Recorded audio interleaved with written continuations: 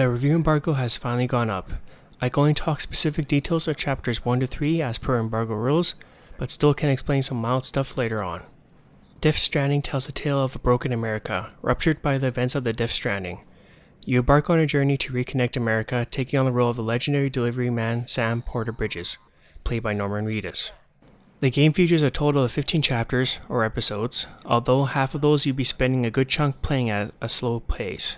While I initially enjoyed the long and lonely walks between missions, it quickly became dull and repetitive required to try and get to the next story progression checkpoint. The slow pace takes up a good chunk of the game, although it eventually pays off from a nervous standpoint as things quickly begin to ramp up in the second and a half of the game. Unfortunately, due to embargo restrictions, we aren't allowed to discuss the content beyond Chapter 3 of the game.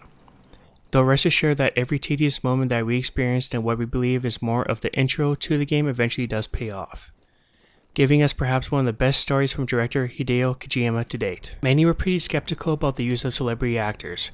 We've seen other studios attempt to push high-profile actors as the main center point of their games, only to fail miserably in the overall quality of the end product. Not with Death Stranding, as all the actors bring their A-game from their stunning motion captures to their believable voice work. If this were actual film, I'd wager many of the actors here could potentially be up for an Oscar nomination. The emotions portrayed in their faces and voices are so well done, it's hard not to tear up during the big emotional moments.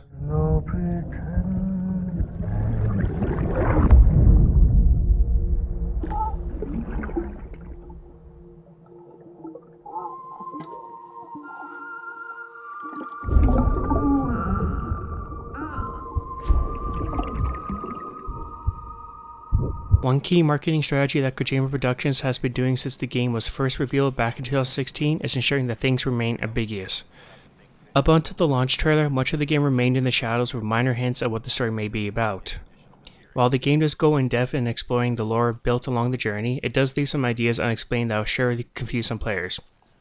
And perhaps that is for the best. While some may not like the idea and see it as a cop-out, some of the best television shows and movies often leave the stories open to interpretation. In some films and shows, spoilers here, John Carpenter's The Thing ends with viewers questioning which of the two remaining survivors is the monster. Neon Genesis Evangelion has one of the most controversial stories that has spawned countless fan theories, delving deep into society and loneliness.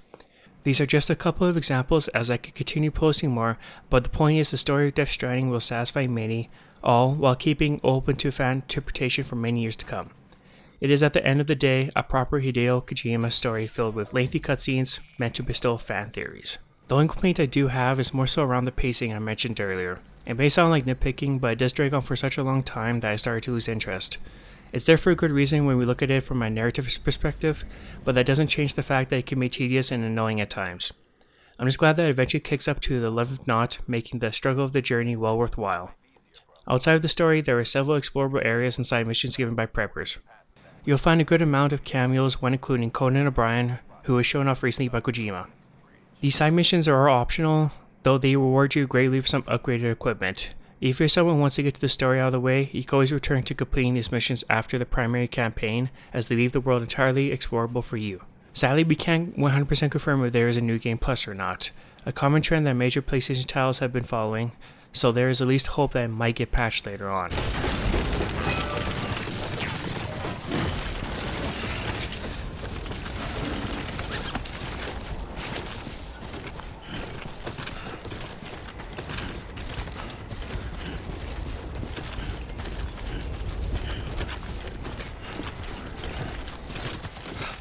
Moving on, let's talk about the visuals and general performance. Death Stranding is running on a modified version of the Decima engine, which was supplied by the very talented team at Guerrilla Games. Playing on the PlayStation 4 Pro, Death Stranding is perhaps one of the most breathtaking titles I've ever played in the last few decades. Visuals come off super crisp and clean with little to no jankiness whatsoever. The visuals are pretty damn near photorealistic with beautiful ranges of color spreading across several different environments. The game has everything from snow-covered mountains, plant-filled terrains, to eerie dead zones reminding us of the old world before the Death Stranding occurrence. And the character models are just filled with details. In one particular scene featuring Cliff, played by Mads Mikkelsen, I couldn't make out all the small hair follicles covering around his mouth, and another with Sam detailing all the small pores on his hand and face. These details shine mostly in the game's cutscenes, though not much is lost when it transitions into gameplay. As for the general performance, you can expect the game to hold a steady 30 frames per second and at 4K, mostly like dynamic or checkerboarding. We don't have the tools to check it ourselves. resolution on the PlayStation 4 Pro. We can't comment on how the base console will perform, but we are sure the optimization is there for it. Sadly, the game doesn't feature a day-night cycle like Horizon Zero Dawn did, another Decima game.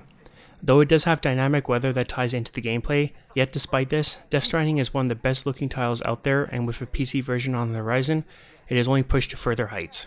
Don't be surprised if you spend a good chunk of the game time just freely exploring the world while taking in the sights. Of course, all this is accompanied by the excellent selected soundtrack.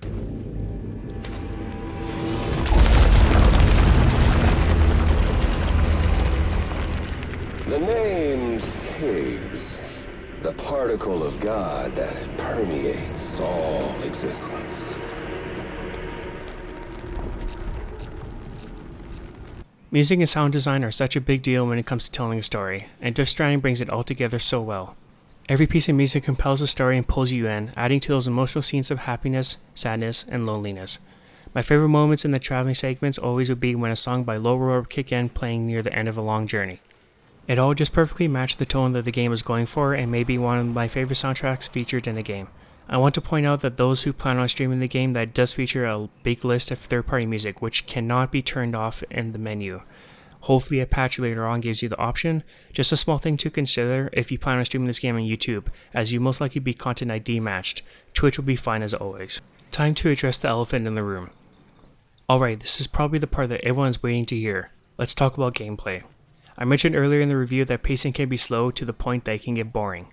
This was mostly due to the first half of the game, focusing on the idea that Sam is the delivery man.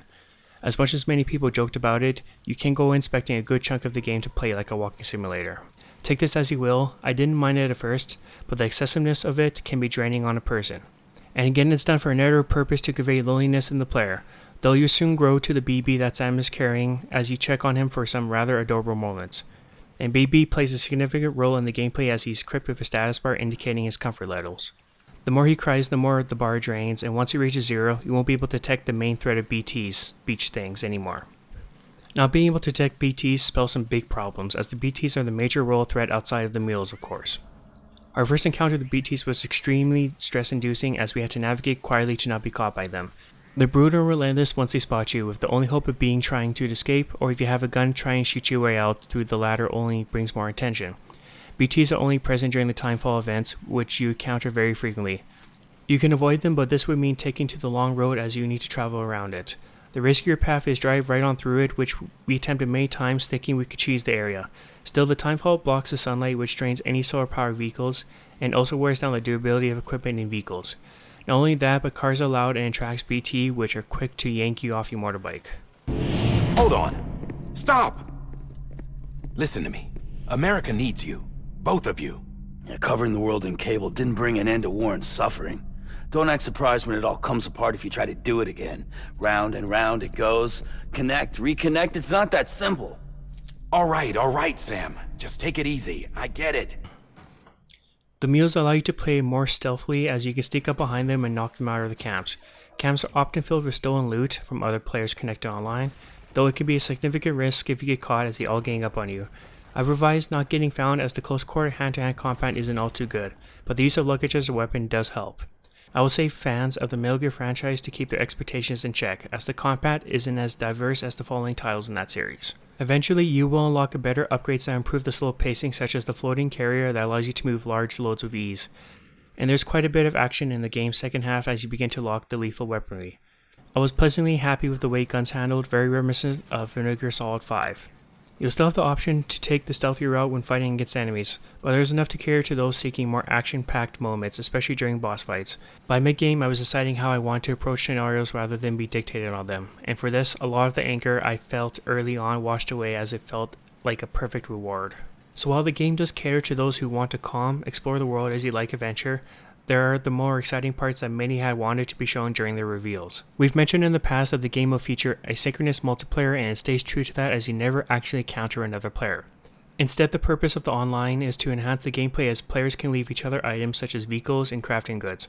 It gets even more in-depth with structures that can be provided shelter from timefall storms and bridges and ladders to ensure more accessible travel. Doing some backtracking later in the game, I was surprised to see a highway system had been built in an area that mostly had rough terrains.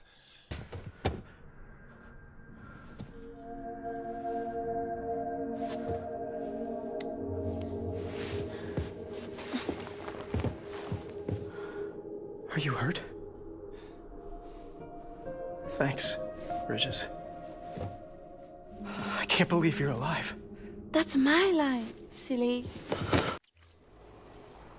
Everything about the online component enhances the gameplay and goes hand in hand with a narrative connecting people around the world.